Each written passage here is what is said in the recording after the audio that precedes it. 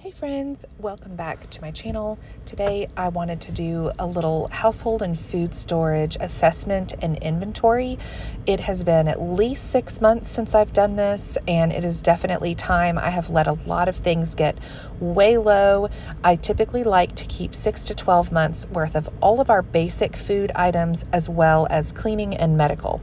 So let's check out what I've got going on right now. I really love keeping a thoroughly stocked spice cabinet. If you are going to be cooking from food storage, or even just if you cook from scratch as a whole on a regular basis, having a really big variety of spices, or even just a good amount of your favorite spices, makes all the difference in the world. Having some great spices and salt and pepper with a simple beans and rice dish, whether it's red beans and rice or black bean soup, anything. Spices and salt and pepper make a world of difference. So I keep these large quantities of spices that I get from Sam's Club. I've also purchased spices from Azure Standard and also in bulk from the Indian market. And usually you can get them cheaper in bulk, so that's the way that I prefer to buy them, but I keep them in this spice cabinet. All of the extras go on the top 2 shelves, and then the ones that I'm currently using are on the bottom 2 shelves. Just for reference, the spices that I like to store in bulk are, of course, salt and pepper, garlic powder, onion powder, chili powder, Italian seasoning, paprika, cinnamon, curry powder, parsley. We have dried herbs from our garden like thyme, oregano, basil, just a huge variety. I love it. We've got sage, and then I also have Indian spices like garam masala and whole cumin and whole coriander. And I can't forget 2 of our favorites, which is everything but the bagel seasoning and potato slayer. If you have never tried potato slayer, we get ours from Walmart in the spice section, and it is our absolute favorite seasoning to go on white potatoes, sweet potatoes, French fries, hash browns. It is so good, and I really, for the sake of my grocery budget, need to figure out a copycat recipe. Now that we have a new addiction, which is masala chai, I need to start purchasing a little bit more of these spices in bulk. We've got whole cinnamon sticks, loose leaf black tea, whole cloves, nutmeg, star of anise, green cardamom pods, and fennel seeds. If you've been here for a while, you know that I am a big grocery numbers nerd, and I love doing things like calculating how many loaves of bread I can make with the honey that we currently have stored. So that is assuming that I am making whole wheat bread with freshly ground wheat, and the recipe that I use calls for about half wheat and half all-purpose flour or bread flour, and 2/3 a cup of honey total. So with all of the honey that I have stored right here in this picture, I can make 224 loaves of bread. I just love doing that kind of math because I can see, all right, I need this many more bottles of honey in order to make enough bread to have a loaf a day every day for an entire year. Do we go through a loaf a day? No, we go through 2 or 3 loaves a week. But if we're in a situation where we weren't going to the grocery store for an extended period of time, homemade whole wheat bread is extremely nourishing and very simple ingredients. That would be something that would automatically be on our daily staple list. You can also see to the right of the honey, we've got 3 boxes of gallon-sized tea bags to make iced tea, whether it be sweet or unsweet. My husband and I have kind of been on an unsweet tea kick lately, and I just add lemon to it, and it's really refreshing. But I like to keep 6 boxes of these on hand. Sweet tea or even unsweet is just a nice extra thing to have, and it's so inexpensive. I am trying to veer away from just regular conventional bags of tea. Coffee and tea are 2 heavily sprayed crops in many areas of the world, so I am trying to figure out what a good clean brand is and start stocking up on that instead of my old faithful Great Value.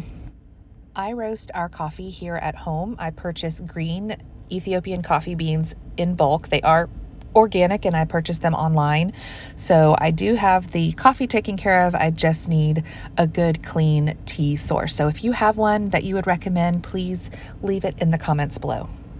For quite a while, I was storing a good bit of cornstarch and baking powder, and I've just come to realize over the last couple of years that I just don't go through much of it. I hardly ever use cornstarch. I would say the only time that I use cornstarch is when I am making like sweet and sour chicken or sesame chicken.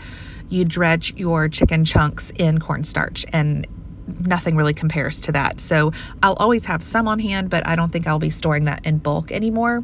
And I probably go through one mid-size container of baking powder a year. We just don't use a whole lot of it. And then these two bottom shelves are just the things that we are currently using on a regular basis. So like citric acid is for my mozzarella cheese, oats, honey, peanut butter, and then the bottom shelf is sugar, flour, salt, pretzel salt, things like that. We purchase Redmond's real salt in bulk. I purchased two 25-pound bags in May of 2022, so a little over a year and a half ago, and we haven't even finished the first 25-pound bag. It's very interesting because I don't know about you, but I had never really put much thought into our salt consumption. And I do have that little salt cellar you can see on the bottom shelf to the left. It's white with a bamboo lid.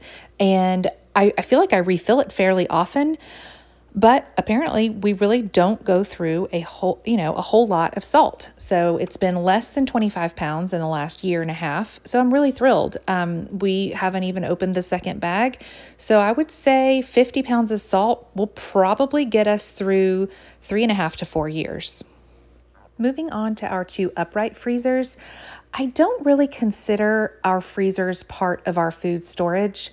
I would say we could probably go a few months eating the meat that we have stored in these freezers, but I just don't consider it part of our food storage. Meat to me is not a necessity. It is not a staple. We produce quite a lot of protein on our farm, and we have chickens, we have a rooster, we can always incubate eggs and produce our own chickens if that was something we wanted to do. Overall, I restock our freezers every 1 to 3 months with lots of meat from Costco or Sam's. I also use our smaller upright freezer, which is the one right here in front of you, to freeze leftovers, and I use Super Cubes. If you've never heard of that, it's SOUPER cubes. I'll leave a link in the description below.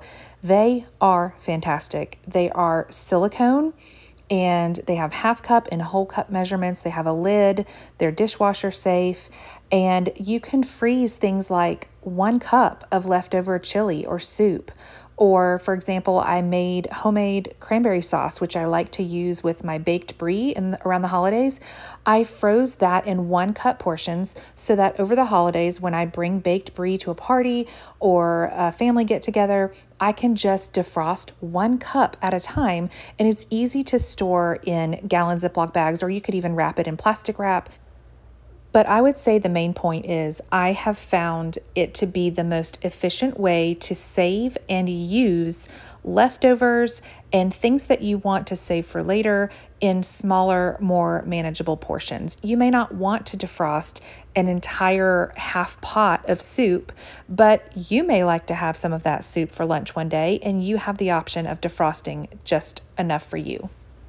Moving on to the pantry, if you've been around here for a while or maybe have even just seen my last pantry tour, I'm not doing a pantry tour in this video, but I am kind of discussing how we have simplified our food storage and simplified our regular dinner menu for our family. And a huge part of that has just been reducing the number of ingredients we need to make a meal. So up here on the top shelf, you can see that I have pasta. I'm not really restocking pasta aside from maybe macaroni, which I can't personally make with my pasta maker, but I can make egg noodles, I can make fettuccine, I can make lasagna noodles. There's no need for me to continually store angel hair pasta and lasagna noodles and spaghetti noodles when I have all of the components I need to make those things.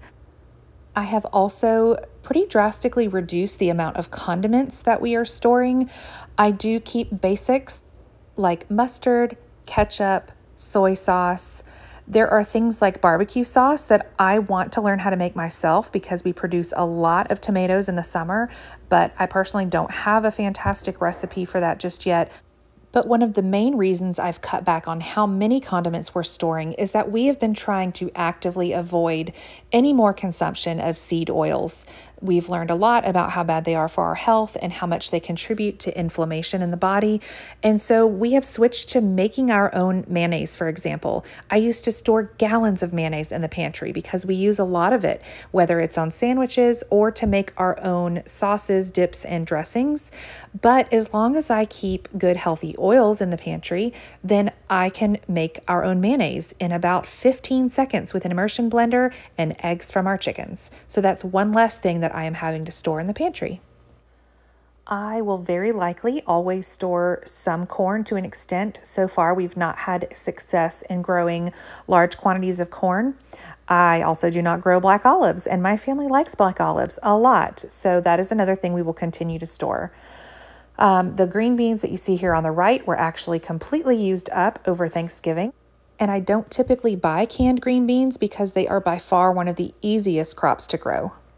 I don't have a whole lot of recipes that call for cream of mushroom, cream of chicken, or cream of celery, and so I don't keep a whole lot of it on hand. These cans that you see here are purely for convenience.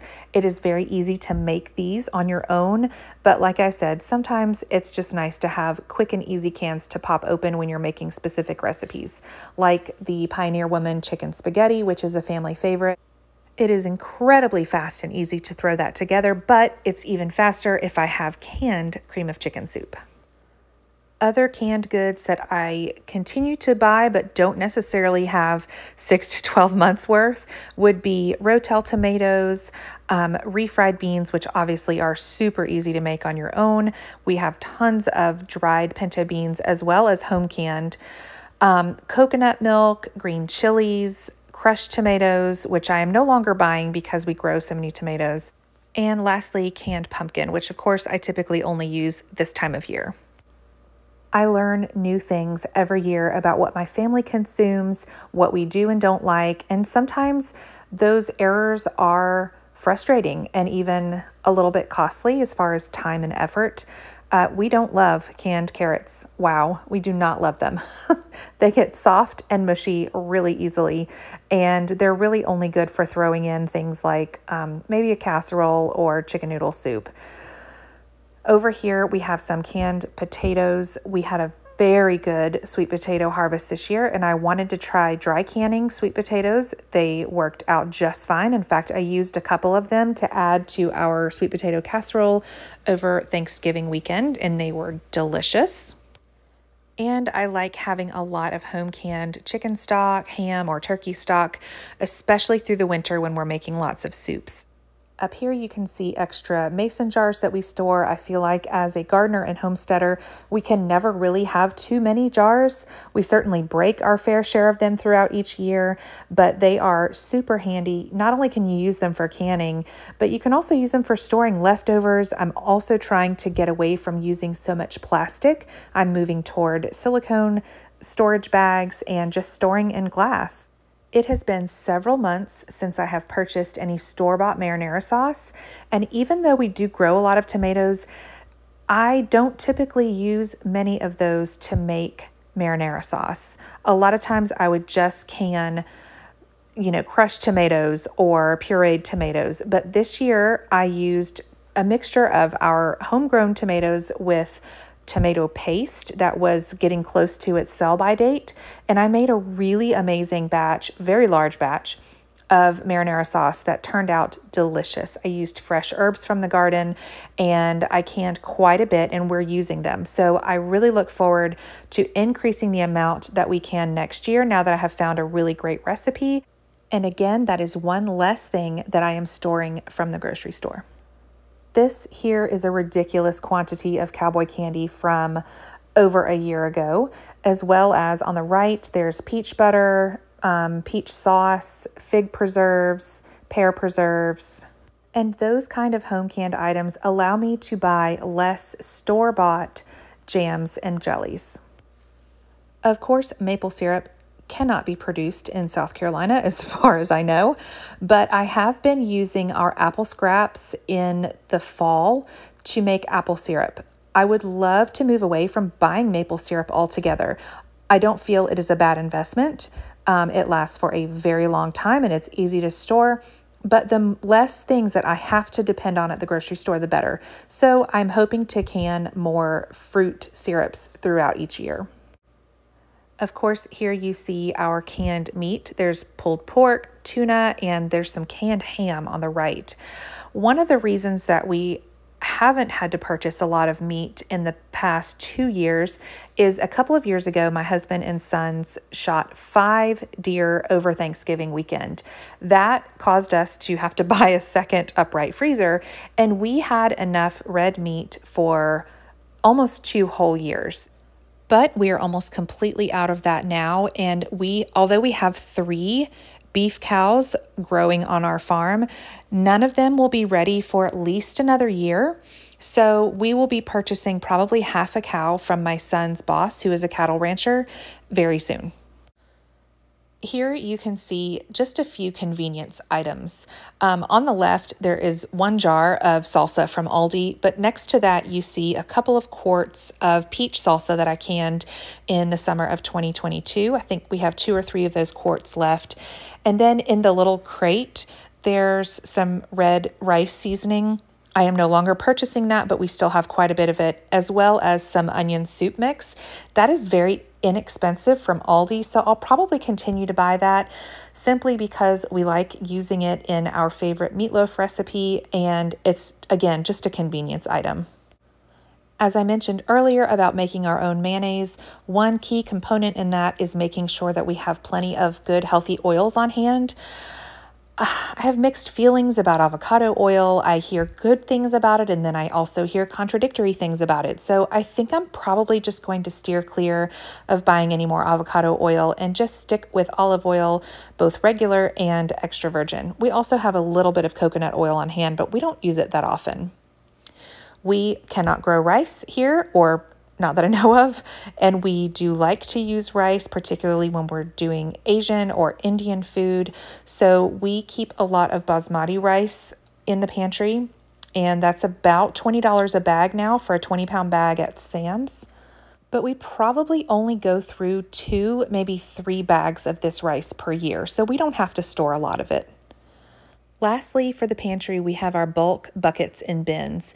In these buckets and storage bins, we store everything from dried beans and other legumes to whole wheat, bread flour, unbleached all-purpose flour, sugar,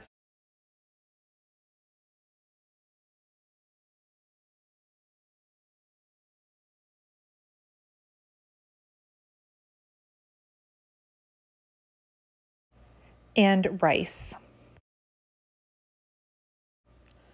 I like to typically keep 60 to 70 pounds of sugar on hand at all times, and I just kind of replace it every time we use about 20 pounds.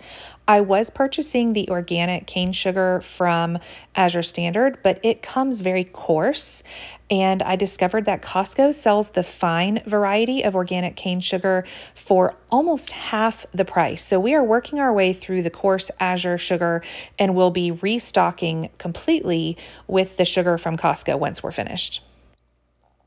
This is under our kitchen sink. At one time, I had definitely a year's worth of dish soap. And if you see in that far back left corner, I am down to 3 bottles, a large, medium, and small. That needs to change super soon. Unfortunately, some of my children, when it is their turn on dish duty, can go through an entire bottle of dish soap in a week. They use way too much. So I think I'm going to buy a hand soap dispenser and fill it continuously with dish soap and have them just use 1 pump at a time to try to control that waste. I use Force of Nature natural cleaner for glass and all-purpose and like countertop spray, cleaning toilets, just about everything that doesn't need an abrasive cleaner. I use Castile soap, which is around $12 or $13 a bottle, but goes a long way because it's a concentrate. I use it in the garden during gardening season for pest control, and I also use it highly diluted in our foaming hand soap dispensers in the kitchen and bathroom and laundry room.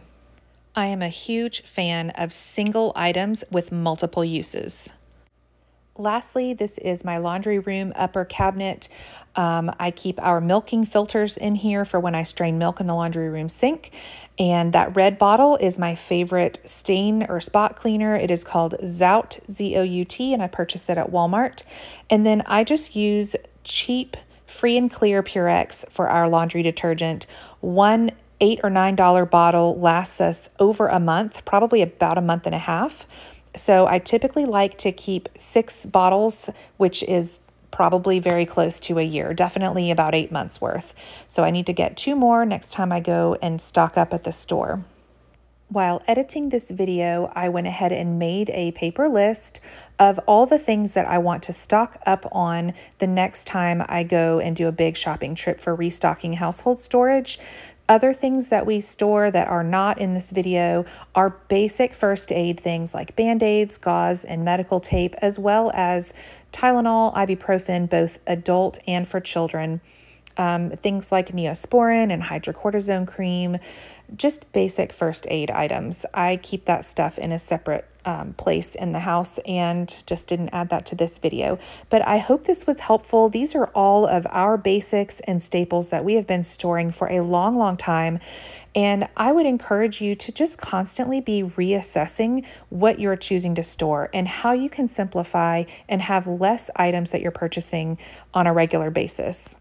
In a time like this where grocery prices are probably at an all-time high, I would highly encourage you to just think about how you can simplify.